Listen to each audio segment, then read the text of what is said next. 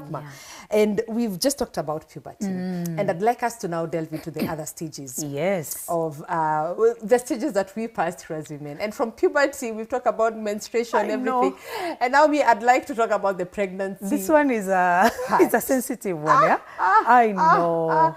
It's the hardest. I know. Because menopause bado. Kwanza menopause has perimenopause, which introduces you to menopause, and then menopause. But then again, the most important thing to remember is this.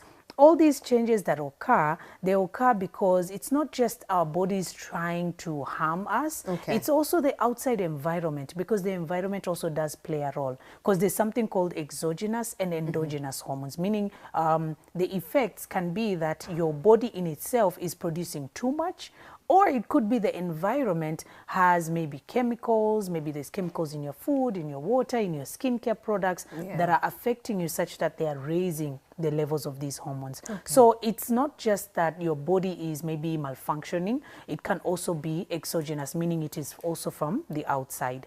But when it comes to pregnancy, it's very important to understand the body, a woman's body goes through huge amount of changes when it comes to pregnancy. And this is in support of, you know, your baby. Because in order for you to become pregnant, there are certain hormones that will be produced. They will be able to ensure that you have a full-term successful pregnancy. Now, a very important hormone to mention, estrogen, and another one is progesterone. Basically, estrogen is a hormone that is going to allow you to become pregnant. And then progesterone is also known as a pregnancy hormone because it's the hormone that ensures you carry your pregnancy full term. For instance, the women who struggle with infertility, majority of the times have very low levels of progesterone. Women who struggle with early miscarriages also have very low levels of progesterone. So it's a hormone that allows you to carry a pregnancy full term. Now, the thing that happens is, when it comes to pregnancy, there will be also hormone fluctuations. For instance, estrogen can just rise and become way, way too high. And when it becomes way too high, as we've mentioned, high levels of estrogen can lead to things like anxiety, crying and outbursts of crying, and also anger, depression, and they are highly associated with high levels of estrogen. And women have high levels of estrogen all throughout their pregnancy. And when you are nearing now that process of childbirth is when now those levels now start plummeting and going much lower, which also now brings other issues, because now the hormones went from being high to support a full-term pregnancy. Then now the body has understood, oh, we're not carrying the baby anymore, so we don't need these levels to be this high. So it lowers, and when it lowers, now you start struggling with these hormone fluctuations, and they affect your mood. When it comes to progesterone, it's a vital hormone that supports our mental health, but we have to understand this hormone is actually directly linked to helping in preventing issues like depression. So for most women who are struggling with depressive issues, whenever they check their progesterone levels, usually they are imbalanced, right? So one thing we need to understand is estrogen and progesterone, they work very well together. If you can remember a seesaw and how it is, when estrogen is high, progesterone goes low. When progesterone rises, estrogen goes low. So there needs to be a balance. Exactly. And so whenever there is an imbalance, then you will present issues of hormonal imbalance and mood fluctuations, anger, depression, you know, also even cognitive health, lack of proper concentration and focus, brain fog, and even memory loss. Imagine. It's a big one. I can't even remember where I put my phone. And you put it right here 2 minutes ago. And you move round and round, it's like a zero grazing, and then someone comes and tells you it's here. And we used to make fun of my mom. Nimeweka wapi simu yangu? Nimeisahau. Nakumbe tu kwa bag. Can you imagine? Yani nimetafuta tia. Kumbe ndio hii hapa and kwa then bag. You understand her now. Imagine. You have more compassion. Because when you're going through it, you realize, also, it's not her. Do you know the number of times I've left my phone at home when I'm coming to work? And I never go back for it. Yes. Imagine, I forget it. You just get somewhere, you're like, you know what, I can only be one. But it's not your fault. And I've even shared this with so many women on WellnessKE. For me, when I had fibroids, I had the worst cognitive health. Oh, no. The worst. So what used to happen to me was, if I want to maybe boil water so that I can make maybe some herbal tea for myself, what I used to do, I would go switch on the gas, I put the sufuria, and then I sit, and then I forget. And this happened to me not once, not twice, not thrice, not 4 times, not throughout. Wongo. Yes, because I had the fibroids for 10 years. So, so I sorry. always say that it was God who protected me. Because at times I would sit there and I would completely forget until now I smell something is burning. What is that? Then I'm like, oh my goodness, I run and then I go and switch off the gas. And here's where it gets interesting. When I shared on social media about this thing, you won't believe it. This is our highest viewed video with the most amount of comments from women all over the world, not just Kenya. Yeah. Everybody has said, I am in the same situation.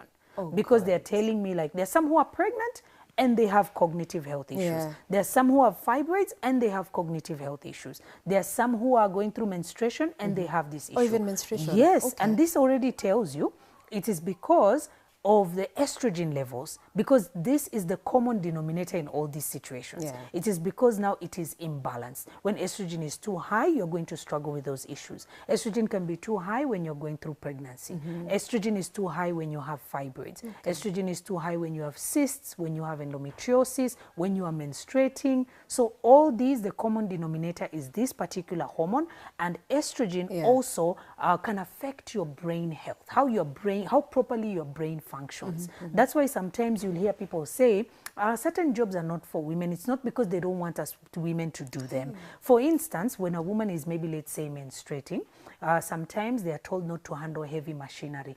And me, I can tell you, Zaitun, I agree. Okay, because I have gone through it. When it comes to, my husband was teaching me how to drive, I told him I can't do it. Because at that time, I was going through my menses, and to be honest with you, I could not focus on one thing.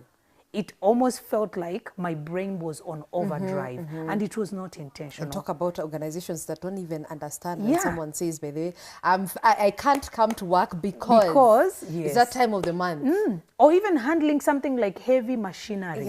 It can be hard. It's not because someone is saying you are less than. No, it's because there are certain chemical reactions that are happening in your body at a certain time of the month, whereby they will fluctuate. And when they do fluctuate, you might not be cognitively present enough. Something that hit me. I talk about how women are very clumsy when they are pregnant. You know, there's one time I fell on my belly, literally. Imagine. So sorry, I was like, that was the second time. That time, okay, it was not that bad, but I was like, guys, when was the last time I even fell down? It doesn't happen. Exactly. Because balance is also related to, it is linked to your hormone fluctuations. How? I know. And I was even sharing this today with my husband. I was telling him, I'm always falling. I'm always just tripping. He's always just, sometimes, because even when we met, he'd be like, Aya, what's wrong with you? Then I'm like, okay. He's looking for what has tripped me. I'm like, no, this is just me. Then he's like, what do you mean this is you?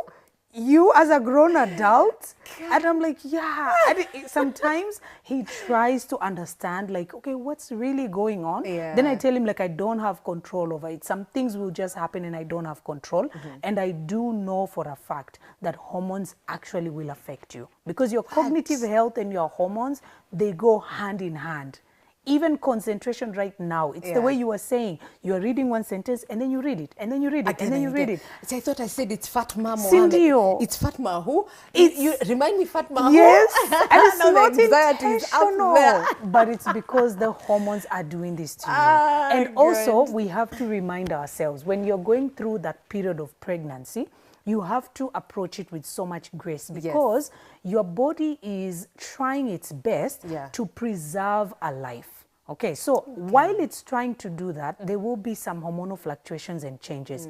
These hormonal fluctuations are to allow you to carry this life full term, so that you can be able to have a healthy, safe pregnancy and a baby who is healthy. Now, once you have had your delivery, the moment that has happened, your body naturally is going to tell you, it's going to send signals that now we don't need these hormones to be at this level. Now it starts lowering. The hormones start fluctuating now. Now, because they start lowering, unfortunately, is where now we go into postpartum depression. Because for some women, it will be maybe 2 weeks after delivery, they're going to go into the baby blues.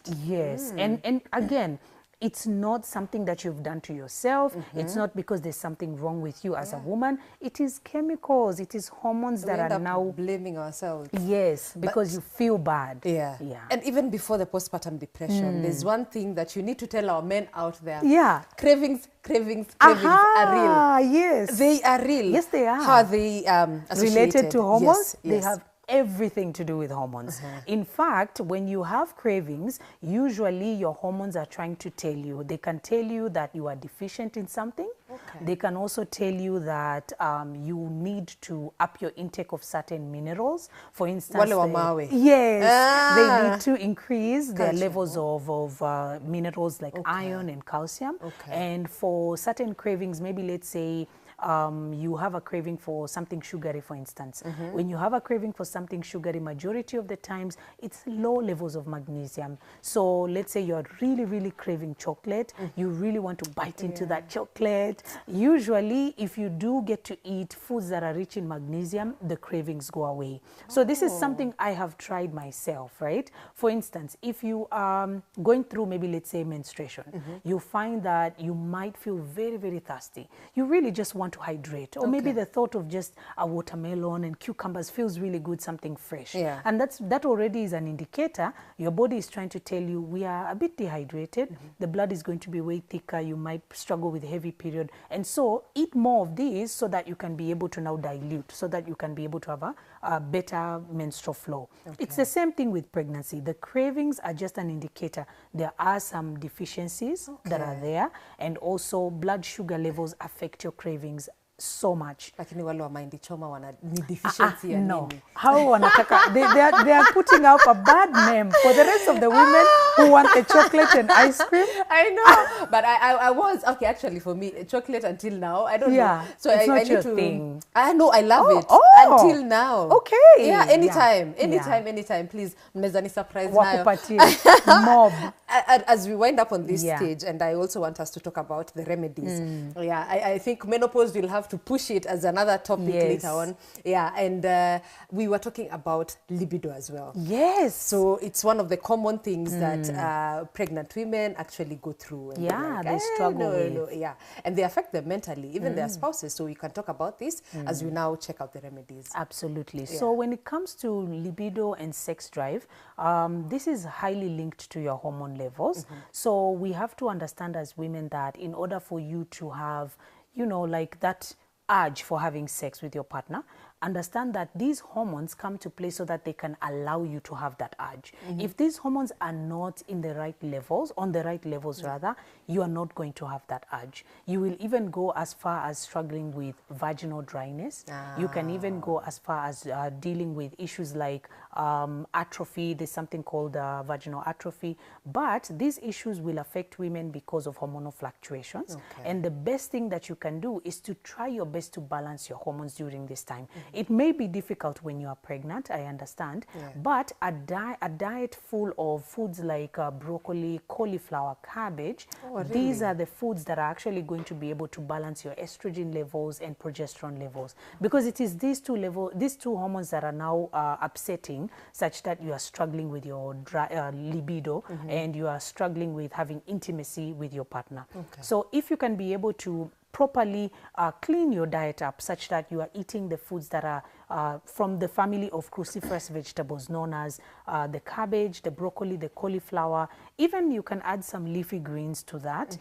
If you maybe, let's say it's lunch, you can have a bigger portion of these vegetables, and also your dinner, you can have a bigger portion of these vegetables.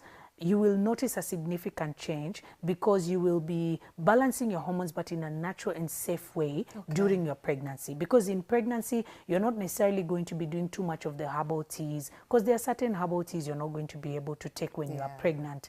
For instance, like turmeric tea, you're not going to necessarily be taking it, even though it is highly beneficial when you're struggling with such imbalances that are leading to low libido. But during pregnancy, you have to be very careful because certain herbal teas, they are potent, so you are not going to try them without talking to your doctor, number one. And then number two, you are going to just make sure you make adjustments with your diet, because that's now how you are going to be able to balance these hormones naturally. Okay. Yeah. That makes sense. Yeah. Talk about now the remedies. Yes. Clearly, women, we have no excuses. Yeah? I know. Mostly, I know it lies in the diet. Yes. So what can we make to just easy mood ziende, depression kidogo ipunguke, yes, you know? anger kidogo. I know. So the first thing is to support the liver. Okay. And that is because the liver is what metabolizes all your hormones. Like it metabolizes rather your estrogen hormone, for instance. So we've already understood that when estrogen is too high, you're going to struggle with issues like mood swings, irritability, anger. And your liver is what basically flushes out toxins. It is more like a sieve. It takes out all the toxins out of the body and metabolizes hormones correctly such that you use up the right amount. And then the amount that is excessive that you don't need, it is gotten rid of. Okay. So when you support your liver, that is how you're going to end up having balanced hormones. That's why you find when people struggle with issues like fibroids, PCOS and all that, usually liver support is one of the ways they can naturally shrink them, because it's usually the hormones that are now affecting the liver. But when you support the liver, it does a good job in sieving out and funneling out. So the best way to do this, the first one is lemon water is the simplest way. When you're drinking water, you can add lemon into it. So let's say, for instance, you spend your day and you want to know how much water can you drink in a day. Okay. Majority of the times, 2.5 liters is okay. 2.5 liters to 3 liters of water in a day. So when you start your day, maybe let's say at 6 a.m., you have 500 ml. You wait for another 3 hours, have another 500 ml, 3 hours, and so forth. So you finish the day having drunk 500 ml of water after every 3 hours in order for you to complete that 2.5 liters. And you can squeeze half of a lemon in this water and drink. This is one of the best ways for you to cleanse your liver and to support it. And it's, I can say it's free because you don't necessarily have to pay to do this. You can be able to just stay hydrated. Okra water. This okra water story, to be honest with you, okra water. So many have talked about the trend. I know. But to be honest with you, the one thing that will work for you is lemon water. Okra water, for some women it has worked for them, but you don't necessarily have to go into the trend, because again, every woman's body is different and they may respond differently. True. And also we may not know exactly how far this is going to help until we try. And then when you try and realize that it works, okay, then keep doing it. But then if it does not, please don't. The easiest thing you can do is lemon water, to be honest with you. And another thing that you can add is cucumbers in your water. For instance, if you can be able to make cucumber juice and add half of cucumber juice and half of water and drink that, it is one of the best ways for you to get rid of excess levels of estrogen. Okay. And one of the easiest ways, basically. Cucumber and lemon. Yes, and lemon. Okay. And then you put in your water. So all throughout your day, you can actually drink this. It supports your liver in a very big way, and it is cost effective, basically. And then other ways that you can be able to do that is, as you've mentioned, through diet, liver support. The liver will always function perfectly when you eat more of these cruciferous vegetables we've mentioned. The broccoli, the cauliflower, the cabbage, leafy greens, kienyeji greens, the kanzera, the managu, and the tereres, all of that, they are going to be in support of your liver health. Wow. So every time you eat, you want a whole plate of these vegetables. I know majority of the times when we eat, we do the vice versa. We eat a bigger part of the ugali, then some meat, and then but now we have to do more of the vegetables, because the moment you make this switch, you'll even notice your hormone fluctuations. You are not going to struggle with these fluctuations, because how God created you was, He has created you in such a way that even when you enter a phase like menopause, you are supposed to naturally enter that phase and not struggle with the mood swings and all that, because you have a backup. You have a backup called your adrenal glands that are supposed to supply you with hormones. You have a backup like your fat cells. Your body has fat cells that can also make estrogen. So in situations like menopause, you are still going to be able to have backup that still supplies you. But you need to eat healthy and take care of yourself so that your backup can also come in and back you up, basically. Kesho mimi huyo, corporate girl, kwenye chupa, umesema 1.5 liters with lemon water, with cucumber. Add that, eat more greens. When it's lunchtime, try your best. Even when you find that it's going to be a struggle, you can actually add more of the greens and vegetables. And if you feel like it's too much of a struggle, blend them in a smoothie. That's still going to work, because for me that works. I normally do the herbal teas, which are perfect for balancing your hormones. Green tea is perfect. The Lakadong turmeric tea is perfect. There's another one called Ceylon tea is perfect. There's another one also, Moringa multivitamin, is also perfect for balancing your hormones. But when you're not pregnant. When you're not pregnant. Yes. And so when you are not pregnant, these are herbal teas that work very quickly. And so what you can do is you can be able to make the teas and have them. You can also be able to make smoothies and drink and add your vegetables in there, because sometimes you can make a smoothie with, maybe you've made some green tea, then you add pineapple and some spinach and blend, and you've still been able to take your vegetable, you've still been able to take your green tea, you're balancing your hormones as you're adding the vegetables in the body. So advisable daily? Yes, daily. Because for us women, as we've said, the hormones are cyclical, and you might have a really good healthy month this time, and then the next month can be, which is very common, very common. But it's because we can't control the outside, but we can control ourselves. But obviously, I always advise for all the women out there who have many questions, WellnessKE, I'm always ready to assist you, and I can be able to help you with the herbal remedies, with the advice and everything else. Where can they get you? Yes, okay, so all our social media platforms, on Instagram at well_NessKE, on Twitter at KE Wellness, on Facebook we have WellnessKE, we have a YouTube channel, WellnessKE. We post every Sunday so that you can know everything you need to know about your hormones. And last but not least, on TikTok, Fatma Sparkle. Make sure you ask me all the questions. I'm ready to assist you, and I wish you the best health. Yeah, she's sparkling, guys. Thank you so much, Fatma, for coming through. Thank you. We can go on and on and I on. know. But the next one, I think we'll have also Dr. Kenya. Amanda Kenya is very passionate about menopause. She'll come again and talk about menopause, because we've not been able to delve into that well, because first and foremost, puberty, that really stood out for us. And girls out there, oh God, embrace this stage. Kabla tufike menopause. I know. Hang in there. But it shall be well. So cucumber, you're lazima. Lemon water and everything natural. Vegetables. That's easy, as opposed to natural supplements. And it's realistic. Yeah, it is very easy to even access.